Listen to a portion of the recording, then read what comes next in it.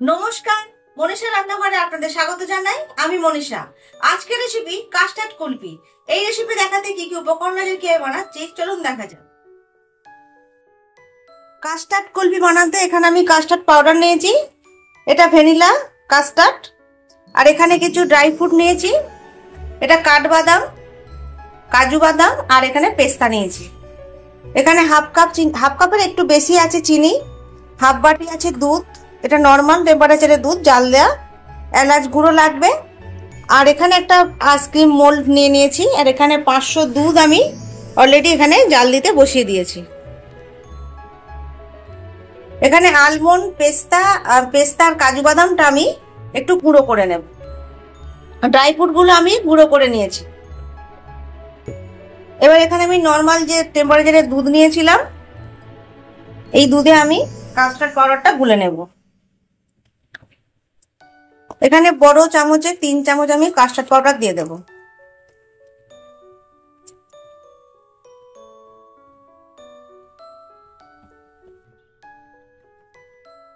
খুব ভালোভাবে এটা গুলে নেব। কাস্টার্ড পাউডারটা খুব ভালোভাবে গুলিয়ে নিয়েছি, যেন কোনো দানা ভাব না থাকে। দুধটা এখানে খুব ভালোভাবে ফুটে গেছে। এর মধ্যে আমি চিনিটা দিয়ে দেব। এখানে 500 দুধ ছিল, সেখানে আমি হাফ কাপের একটু বেশি, বড় কাপের হাফ কাপের বেশি দুধ এই চিনি ব্যবহার করলাম, কারণ আইসক্রিম একটু মিষ্টি না হলে কিন্তু ভালো লাগবে না। আপনারা নিজেদের অবশ্যই স্বাদ মতো দেবেন। এবার আমি ড্রাই ফ্রুট যে গুঁড়ো করে নিলাম সেটা দিয়ে দিলাম।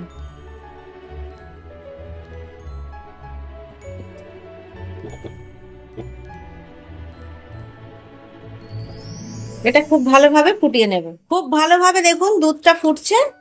এর মধ্যে আমি একটু এলাচের গুঁড়ো দিয়ে দেবো, এটা সুন্দর সেন্ট হওয়ার জন্য।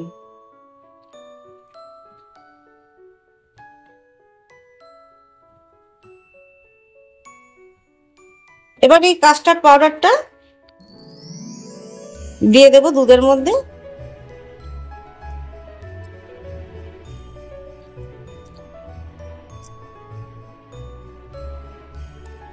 এটা কিন্তু দিলে খুব তাড়াতাড়ি দুধটা ঘন হয়ে যাবে।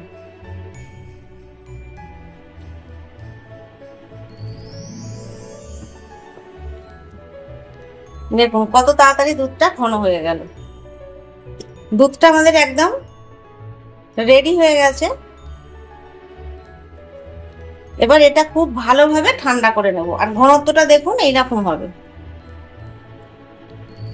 খুব বেশি কিন্তু পাতলা এটা হবে না, কারণ কাস্টার্ড কুলফি তো একটু ঘন দুধ করতে হবে। এবার এটা আমি ঠান্ডা করে নেব খুব ভালোভাবে। খুব ভালোভাবে ঠান্ডা করে নিয়েছি। এবার এখানে আইসক্রিম মোল্ডটা নিয়ে নিয়েছি, এটা এর মধ্যে আমি পুরো ভর্তি করে দেব। অবশ্যই কিন্তু এটা খুব ভালোভাবে ঠান্ডা করতে হবে। দেখেছেন তো ঠান্ডা হতে কতটা ঘন হয়ে গেছে।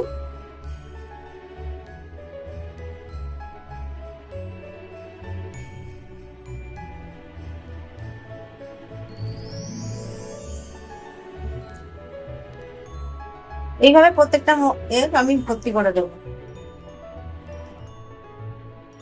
আইসক্রিম মোল্ডের মধ্যে এগুলো সব ভর্তি করে দিয়েছি। আর খুব ভর্তি করবেন না, তাহলে আবার কাঠিগুলো দেওয়ার সময় কিন্তু উপর থেকে বেরিয়ে আসবে।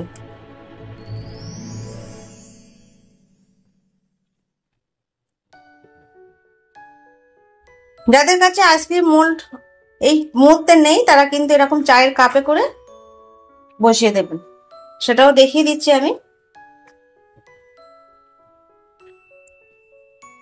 এটা ডিপ ফ্রিজে ওভারনাইট রেখে দেবো, পরেরটা কিন্তু কালকে দেখাবো মানে কিরকম কি জমলো। আমি ওটা চায়ের কাপে করছি, কারণ সব সময় তো চায়ের মোল্ড আইসক্রিম মোল্ড থাকে না।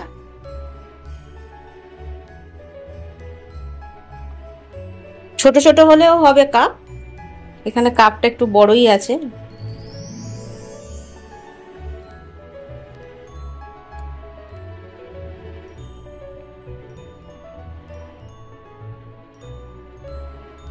খুব ভর্তি করব না। এখানে সিলভার ফয়েল আছে, আপনাদের কাছে যদি সিলভার ফয়েল না থাকে তারা এরকম প্লাস্টিক পেপার নিয়ে এইভাবে মুড়ে এই ধারে গার্ডার দিয়ে দেবেন, এটাও হবে। তো যেহেতু এখানে সিলভার ফয়েল আছে আমি এটাই ব্যবহার করছি।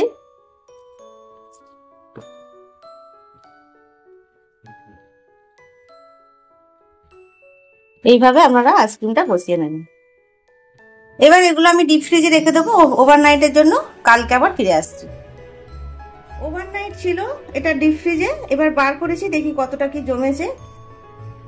এটা তো আমি কাপে বসিয়েছিলাম, জলের মধ্যে রেখেছি যাতে সহজেই এটা বেরিয়ে আসে। দেখি কতটা কি জমেছে। দেখুন কত সুন্দর কুলফিটা জমে গেছে। এইভাবে প্রত্যেকটা আমরা বের করে নেব।